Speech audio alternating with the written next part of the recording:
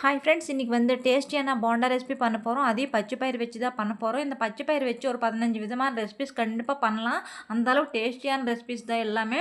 உங்களுக்கு அடுத்தடுத்த வீடியோஸில் கண்டிப்பாக ஷேர் பண்ணுறேன். முதல்ல வந்து பச்சை பயிறு வந்து 1க்கு 2 உடச்சிட்டு நல்லா ஊற வச்சு வச்சுக்கோங்க. அதுக்கப்புறமா தண்ணி வடிச்சிட்டு அதில் வந்து பச்சை மிளகாய் காரத்துக்கு தகுந்த மாதிரி போட்டுக்கோங்க. அதே மாதிரி கொஞ்சம் இஞ்சி, ஒரு பூண்டு, அதே மாதிரி வெங்காயம் 1 கட் பண்ணி போட்டுக்கோங்க. கொஞ்சமாக சீரகம் போட்டு தேவையான அளவுக்கு உப்பு போட்டுக்கோங்க.